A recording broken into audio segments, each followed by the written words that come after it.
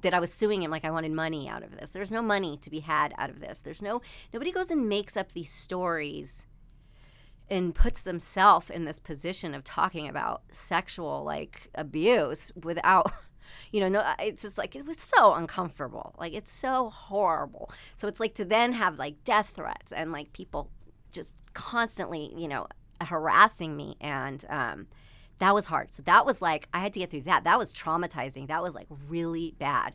And when all of that started to die down, I was able to then heal myself and get closure with it. But it wasn't closure because I was scared for my life for a couple years. Like, it was nonstop. And it was horrible. There were horrible things happening, and when LAPD's involved, this is serious stuff. It's like not a joke.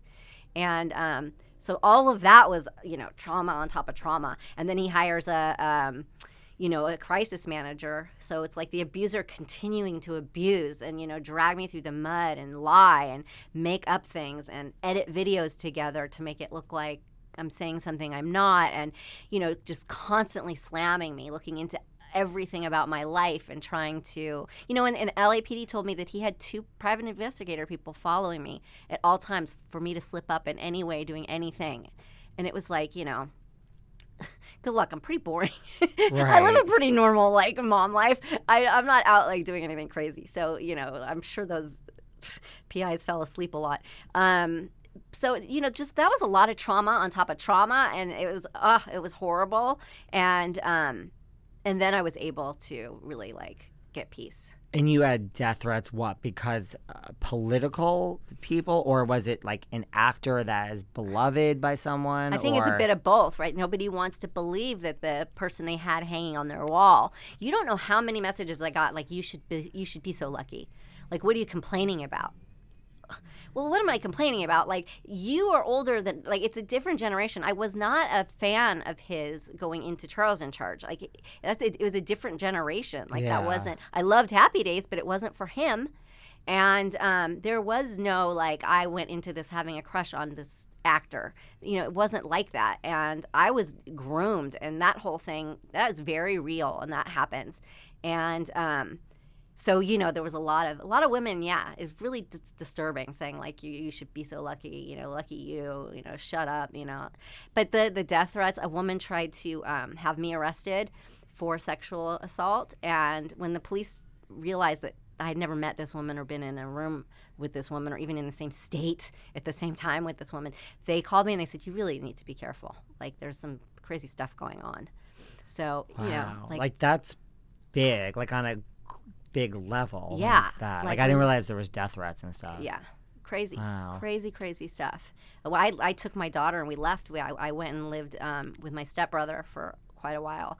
And we left the house and we were scared. I was scared. And I didn't want her to see me scared, So I had to, like, get somewhere where nobody would know where we were so I could just breathe.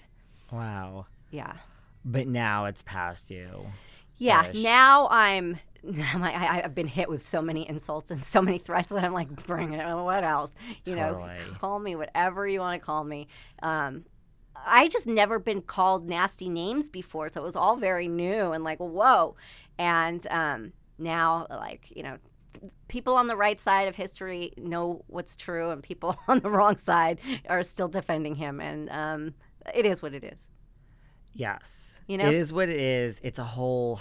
I mean, you could get into so many things about this, about, money and, like, acting and where, like, the industry is and, like, that someone who's like a beloved on a beloved show, or it's a whole thing. And it's a whole the thing. Politics, I didn't even realize that was part of it. Yeah, wow. That it was a big part. Like, I wonder if he hadn't been a Trump supporter, like, how it would have turned out differently. Right. But I mean, it's hard for all of us, right? Like, I was a huge fan of the 70s show. So to watch what's going on with Danny Masterson, it's hard. You don't want to always believe these things, but you have to believe them. Like, it's because it's happening, right? Like, and it's just, it is hard. You have to wrap your head around, like, oh man, that one too, and it is hard, but it's, these people are actors. Well, there was the other narrative too, that you want fame, so to speak, which, I mean, you're already famous, but, like, you know, you want your name. I mean, that's, to me, like, what is that? You have to see your name in a headline? Like, who cares? Well, I just always kind of secretly giggled because I was like, I have dated people so beyond Mark Scott Wahlberg. Derek Jeter. Like, if I wanted to, like, get famous and pull somebody really famous down and, like, I was that person, it wouldn't be Scott Baio. Let me tell you what. And if it was a money grab, it would not be Scott Baio. Like, he's moved up, and he's, like, in Florida, like, cashed in and, like, moved to Florida. I just, he isn't it, people. So you dated Derek Jeter? I think it would be Derek Jeter or Mark Wahlberg. I mean, you know, but that's, you know, that's not the case. I'm telling the story, and it's him, and like that, just to the people that think, like you said, it's to be in the headlines or for money or whatever. It's like, oh God, I would have definitely picked somebody else. Well, see, I mean, like, this is what I say. I was bullied in high school, and I was called, like, you've mentioned the names. I was called all these names when I was young. So now when you get the internet trolls and everything, I'm like, honey, I have been through this. It's so many years ago. I don't even, like, nothing phases me. I really believe, like, it's because I was bullied in high school. Like, I went through this. You. Yeah, I'm like, I've dealt with all this already. Like, yeah, like this is child's play compared to what I've went through. So you're just like, it does, I think, add to, like, a thick skin, and it helps. Actually. It does. It really does. And then you also come to realize that people are behind a keyboard, and they might not even really believe what they're writing or what they're saying. They're just doing it to do it. So it's like you have to factor that in as well. As we wrap up, you know, the documentary needs to be made, but with Reboot Mania, you, Pam, Hasselhoff, throw in a Carmen Electra. Yeah. Should we have like just a Baywatch reboot as well?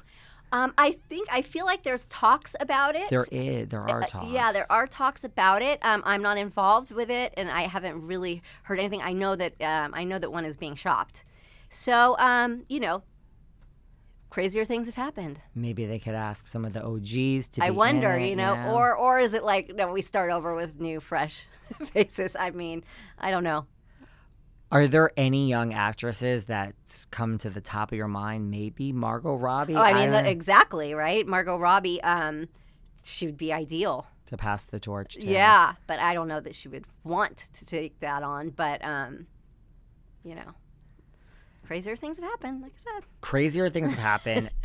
Anything else you want to cover? Your podcast is great. Everyone needs to listen because it really is a lot of like what we talked about. You talk about reality TV. You talk about all the shows and movies you've been in. You talk about the industry. You really kind of cover it all. I do. I try to, love it. Thanks. I really try to keep it open to across the board of just life and just talking, you know, and things come up. I don't, you know, it's not specific. And like so, that. yeah, and we do this thing called Nicole's Mailbag where people write in and ask questions and then we answer them, which I love. I was like, oh, this is kind of hokey at first. And then I was like, oh, wow, this is gold because they ask you the craziest stuff and it makes you really think. And so I love it. It's reflective and it's fun. And nothing's too serious, you know? I'm glad you love the podcast game. Yeah.